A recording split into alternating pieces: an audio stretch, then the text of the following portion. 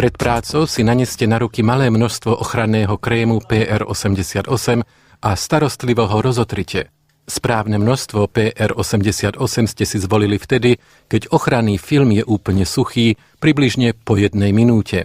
PR88 chráni vaše ruky napríklad pred olejmi a masnotami, ako to vidíte napríklad pri oprave motora. Má tú výhodu, že sa dá používať pri mnohých prácach, kde je potrebný cit v prstoch a kde sa často nesmú používať rukavice. PR88 chráni pokožku vašich rúk aj v takomto prípade. PR88 tvorí účinný ochranný film medzi pokožkou a špinou. Oleje a masnoty sa nedostanú na pokožku vašich rúk. Ruky sa po práci jednoducho umyjú vodou. Nakoľko je PR88 rozpustný vo vode, dá sa bez pridania prostriedku na čistenie pokožky jednoducho zmyť. Spoločne s PR88 sa zmyje aj špina. Výsledok je pôsobivý.